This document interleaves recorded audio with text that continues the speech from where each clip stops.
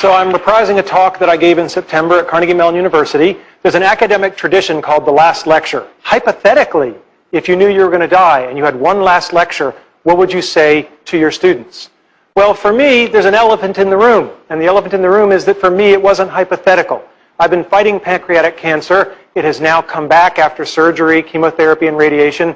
And the doctors tell me there's nothing more to do and I have months to live. These are my most recent CT scans. The pancreatic cancer has spread to my liver. There are approximately a dozen tumors. I don't like this. I have 3 little kids. Let's be clear. This stinks. But I can't do anything about the fact that I'm going to die. I'm pursuing medical treatments, but I pretty much know how this movie's going to end. And I can't control the cards I'm dealt, just how I play the hands. Now, if I'm not morose enough for you, I'm sorry to disappoint, but I don't choose to be an object of pity. And in fact, although I'm going to die soon, I'm actually physically very strong. In fact, I'm probably physically stronger than most of the people in this audience. Yeah.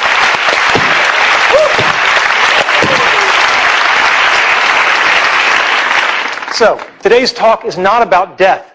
It's about life and how to live. Specifically about childhood dreams and about how you can try to achieve them. My childhood dreams, your childhood dreams. As a child, I had an incredibly happy childhood. I went back and rated the photo album, and I couldn't find any places where I wasn't smiling. Right? I just had a great childhood. And I was dreaming, always dreaming. It was an easy time to dream. When you turn on your television set and men are landing on the moon, anything is possible. And we should never lose that spirit. So what were my childhood dreams? Being in the National Football League. This is one of the childhood dreams I didn't achieve. All right? And it's very important to know that if you don't achieve your dreams, you can still get a lot by trying for it. There's an expression I love, experience is what you get when you don't get what you wanted. Now, I played Little League football for a long time, and I had a phenomenal coach, Coach Jim Graham, and he was old school. When I was at a practice, he rode me all practice. You know, you're doing it wrong, go back, do it again. You're sloughing off, you owe me push-ups. Just for 2 hours, it was relentless. And after practice, one of the assistant coaches came up to me and he said, yeah, Coach Graham rode you pretty hard.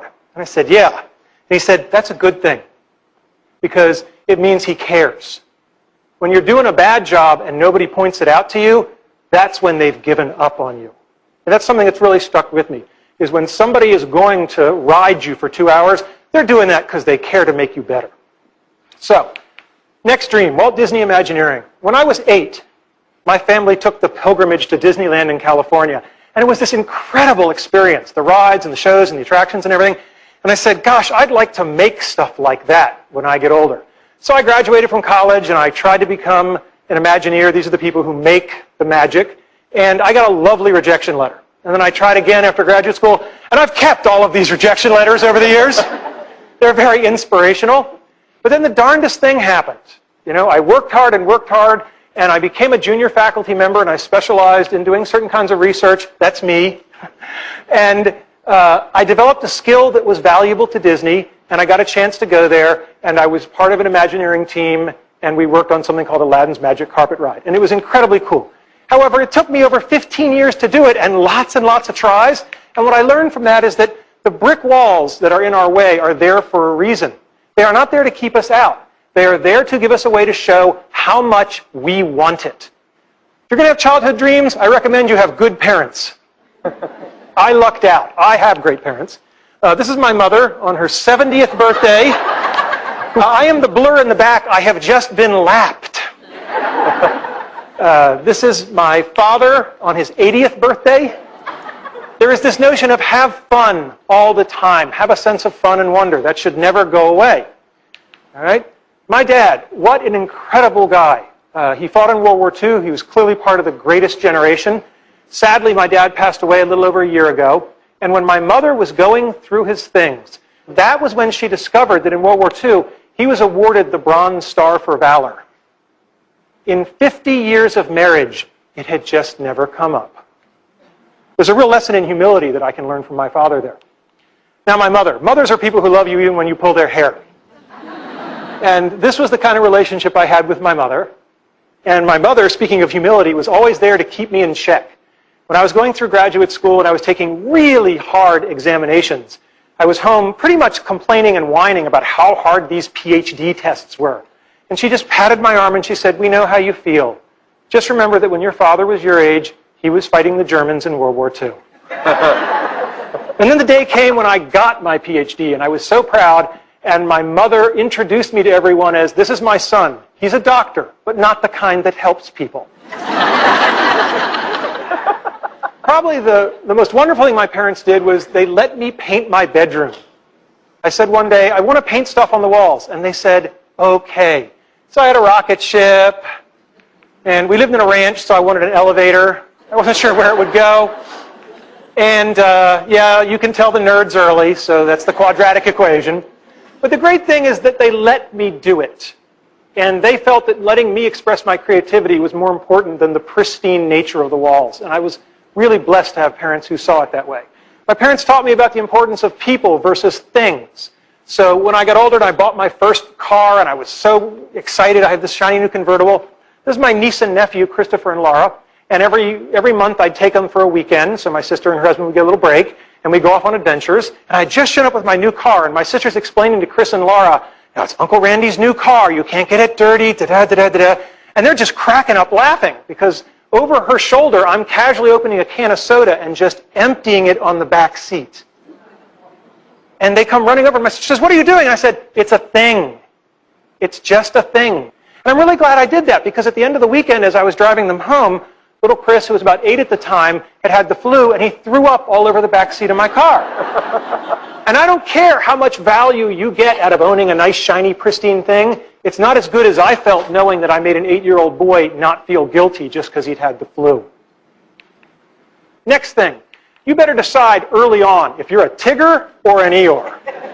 Tiggers are energetic, they're optimistic, they're curious, they're enthusiastic, and they have fun. And never, ever underestimate the importance of having fun.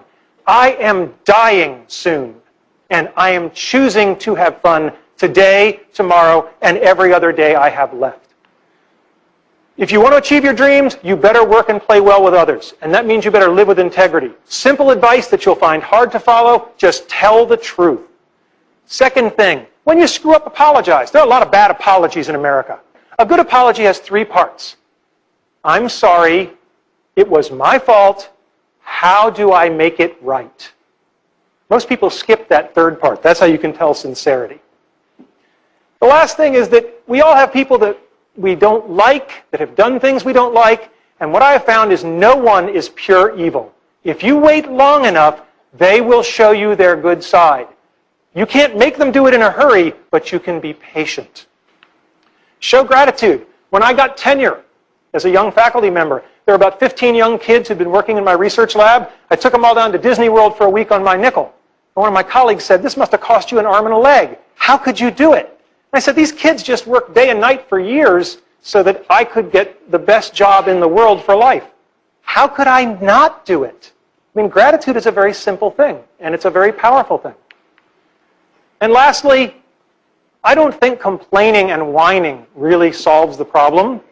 This is Jackie Robinson, first black major leaguer, had it in his contract not to complain if people spit on him. All right? Now, I don't care if you're Jackie Robinson or if you're a guy like me who's only got a couple of months to live. You can choose to take your finite time and energy and effort, and you can spend it complaining, or you can spend it playing the game hard, which is probably going to be more helpful to you in the long run. Now, I told you this is part of the lecture series at Carnegie Mellon University. And it's important for you to know why I gave the talk. Okay? The talk isn't just about how to achieve your childhood dreams. It's much broader than that. It's about how to live your life. Because if you lead your life the right way, the karma will take care of itself. The dreams will come to you. If you live properly, the dreams will come to you. I think it's great that so many people have benefited from this lecture. But the truth of the matter is that I didn't even really give it to the 400 people at Carnegie Mellon who came. I only wrote this lecture for 3 people. And when they're older, they'll watch it. Thank you.